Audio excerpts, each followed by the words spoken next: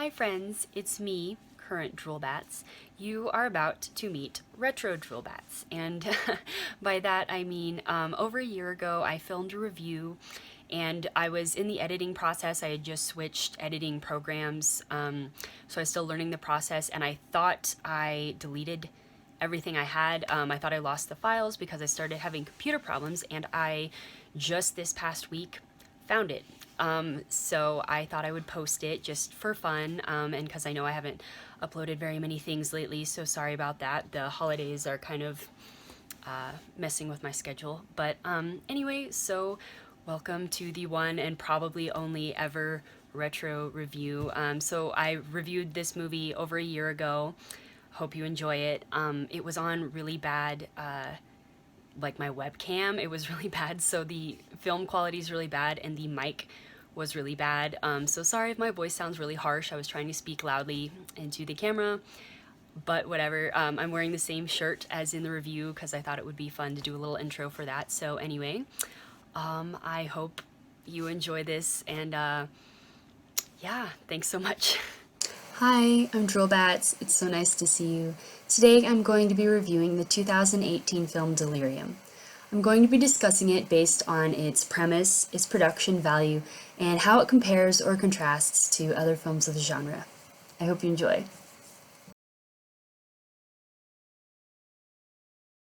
A few days before Tom is set to be released from the mental ward where he has been receiving help for the last 10 years, Tom's father commits suicide. That doesn't really stop Tom's schedule for release. Tom is set for a 30-day trial where if he passes all the tests and can prove that he is safe to be around, he can re-enter society without having all this supervision, and he's so excited. The conditions of Tom's trial are that he's not allowed to leave the prescribed premises where he's supposed to be for the next 30 days. In this case, it's his childhood home where he grew up. And it happens to be a mansion. His parents were really rich, by the way. He has to wear an ankle monitor to prove that he's not leaving. He's not allowed to have anybody over except for his caseworker. And every time the phone rings, there's a special phone that the hospital put in. Every time it rings, he has to answer it by the 10th ring, and it'll say, state your name, and it'll take his picture to prove that he's there. And if he fulfills all of these things for a solid 30 days, then he will be safe and ready to go out into society. And Tom's excited for that. However, as soon as he gets home, he starts feeling some weird vibes. So his father committed suicide, and his mother went missing when Tom was a young boy, like around 13, pretty close to when Tom was institutionalized. Tom's alone in the house, but he doesn't feel like he's alone. His house phone that he's supposed to be able to use to order groceries with sometimes will ring, and when he picks it up, it's this really quiet voice kind of mumbling and not really saying any words, just kind of like moaning in this weird way. It's really freaking Tom out, and he's not sure if his medicine's just not working right or what, so he calls his caseworker one night in kind of a panic. She shows up, totally misunderstands his intentions, and tries to seduce him. When Tom rebuffs her, she gets really mad and is like, you immature babies relying on your medicine. So she grabs his medicine and leaves with it and is like, have some scares at your own expense and now you'll blah, blah, blah, whatever. So now Tom's in this house. He doesn't have his medicine, and he starts to think that somebody's in the house with him. This movie is a little bit slow-paced in the beginning.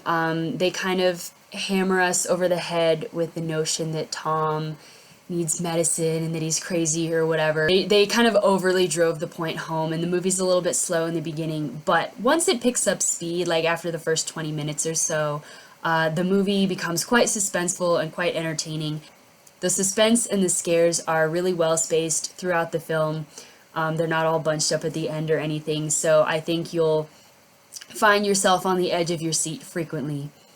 As far as scares go, this movie is a really interesting blend of kind of slow and suspenseful, kind of suggestive scares, and then straight up in your face, scary, crazy stuff. The movie does utilize some jump scares, at least 3 or 4. It is a noticeable amount of jump scares, but there's also a lot of suspense and a lot of other types of horror. So if you can handle the jump scares, I think it's worth watching, but be aware of that. Be aware of that. I do think jump scares can be quite cheap.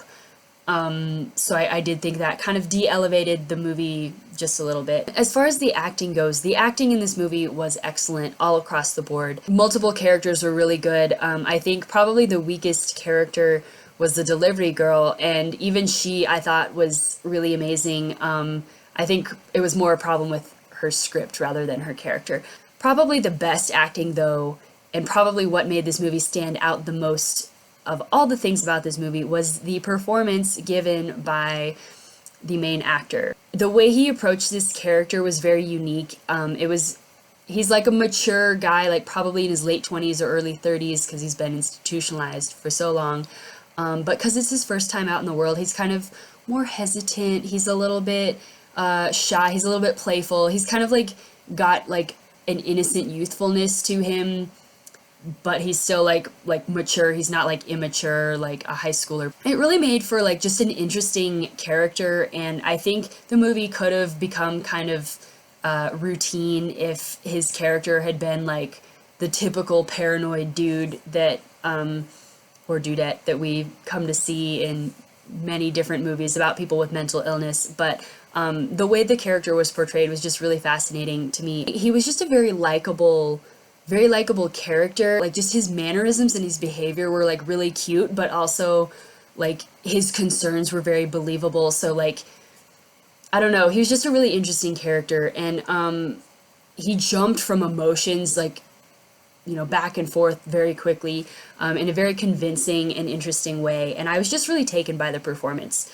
But altogether, all the actors across the board were really good. Visually, this movie was a real pleasure. There was a lot of shot variety, so it didn't get stale when you were viewing things, and there was a lot of really nice, rich, dark and light contrast. The blacks were very black, the dark just felt very heavy, and the lights were very bright. It was just really satisfying and rich. The movie also had a really big, well-decorated set, and we really got to see it. The movie took place all across this set, so I really felt like we were there. It was used in a way that was really immersive, and I thought really enhanced the story. The music in this movie was less on the traditional side. It almost felt a little bit like a soundtrack in the way that they used it. A lot of rock music was used, a little bit of like one or two kind of poppy songs. They really kind of helped convey Tom's mood, showed him jumping between moods and stuff, and it kind of helped the audience kind of flow along with that. I'm a fan of traditional music, but I thought that the way the soundtrack was in this movie and the sound effects really made it a different viewing experience. As far as special effects, it was all pretty like costumey types, special effects and like kind of tricks of the eye. There wasn't any noticeable CGI that I could see. Altogether, it was just a very richly composed movie. Now I'm going to be discussing how this movie stands apart from or blends into other films of the genre. I will be spoiling this movie, so if you don't want any spoilers, please take this as your cue to leave now. Tom is off his medicine, and he starts to feel like someone's in the house. He is kind of panicked and kind of runs around the house a lot, trying to look for places to hide and bumping into stuff. And he discovers some really weird contraptions in the house, some really weird like secret panels and things like that. And he goes and like hides in this secret panel to wait, and a male voice outside says, "Ah, my peeping Tom. Always liked to watch, didn't you? Well, just come out when you're ready." Tom eventually goes out to confront this person, and it's his older brother. It comes to light that Tom's older brother was in prison while Tom was in a mental institution because Tom's older brother murdered this girl when they were young and made Tom watch, and Tom was just mentally scarred from it, and obviously, you know, that's a horrible thing, so he went to prison, but his brother broke out somehow. Tom is trying to convince himself, my brother can't have broken out of prison, that doesn't make any sense at all. I'm just imagining this because I'm off my medicine, blah, blah, blah. But his brother tells him, you know, I know that our father was stinking rich, and I know he hid money around here somewhere, so I'm going to go look for that. Tom continues to experience all this weird hallucinations and sensations and stuff while he's trying to convince his brother to leave, because obviously his brother being there violates his 30-day trial period and he doesn't want that messed up. This delivery girl, Lynn, who's been bringing Tom his cereal and stuff like that to eat, she shows up and is like, why is there someone in this house when there's not supposed to be besides you? And the brother sees her and just is like, well, I'm gonna murder a girl now because I haven't murdered a girl in so long and I just feel like I need to.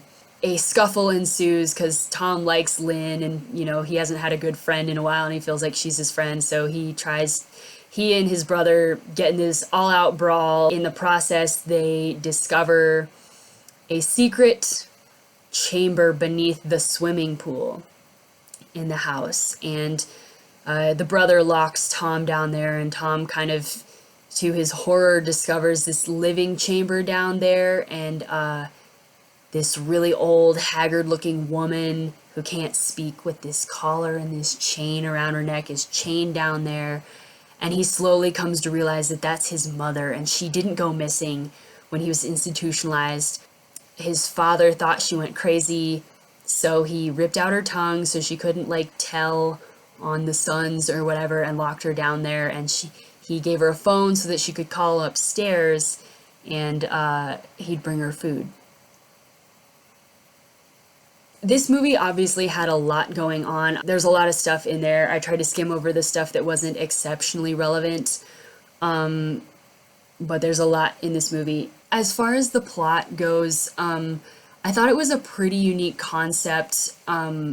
Generally, I think the uniqueness was in the details rather than... I feel like generally this plot of someone's, alone in this childhood house and discovers weird things about their family, that's been done before, obviously. I think the devil was in the details with this film, especially I think Tom's character was written in kind of a unique way that isn't usually in these types of stories. So that kind of made the movie stand out more than oh, we found a severed tongue underneath the pool or whatever, all this weird stuff. That said, this movie was very emotionally intense, and I think a lot of that had to do with the music in this film. The way that the rock music, the heavy sound of the guitars or the really heavy drum beats or whatever would kind of mimic Tom's heartbeat, and when he'd get really intense, the music would get intense, but it felt like it was part of a soundtrack rather than just background music.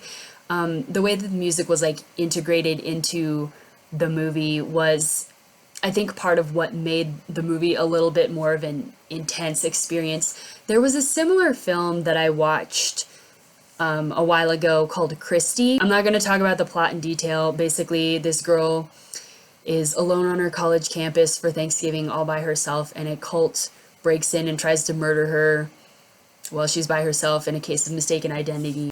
That movie used music in a very similar way to Delirium. This girl is alone on campus, and while she's doing stuff, she's playing music so she won't feel so lonely, which Tom kind of does in this movie. She plays a lot more pop and electronic music, but the way she used music to kind of reflect her mood and kind of get the audience on board with what she was actually experiencing, rather than us as an observer, but us kind of alongside the character in the film, really reminded me of this movie. And I would recommend that movie as well. It used dubstep and electronic music in such a creepy way, and it was one of the most intense viewing experiences I had in quite a long time. And I think it was because of how it used the music. And in Delirium, the viewing experience was quite intense, and I do think the music had a lot to do with it. So Tom, he's crazy, and people know he's crazy. They're like, oh, you've got that ankle thing on. But he's very likable. He kind of reminded me of Donnie Darko in a small way. Obviously, Donnie Darko is a completely different experience plot-wise, but as far as just having a main character who's a crazy dude, but he's cute, he's likable, it kind of reminded me of that. In Donnie Darko, he's been getting help since a young age, and he has people supporting him, and he's not very afraid of, his crazy, he gets these visions or whatever, but he's using it to solve this puzzle and kind of look to the future. Whereas Tom, has had some pretty bad experiences. He's very afraid of being crazy and like what it could do to his future. So I think it was kind of cool to just see like a character that could be like Donnie Darko if Donnie had a few differing circumstances, if that makes sense. Still has a mean older sibling, but anyway. If I had to rate this movie, I would give it a 4 out of 5 stars. I think the performance of the main actor really set this movie apart. It's not like the most unique movie ever. It had a lot going on, like the whole like, well, I'm looking for my dad's money, you know, I'm hallucinating, but also like there's something actually here. What's with the weird past? What's with my weird past? What's with the delivery girl's weird past? What the heck is up with that creepy caseworker? All this stuff. There was just a lot of layers. It's not even that they didn't get resolved, it's just that there was so much to keep track of, and I tried to skim over it for this review for the sake of efficiency, but there was a lot going on in this movie, and it was a good movie, but it almost felt like too much at times. But I would love to know what you guys have to say. If you have any opinions, please feel free to let me know. Okay, thank you. Bye.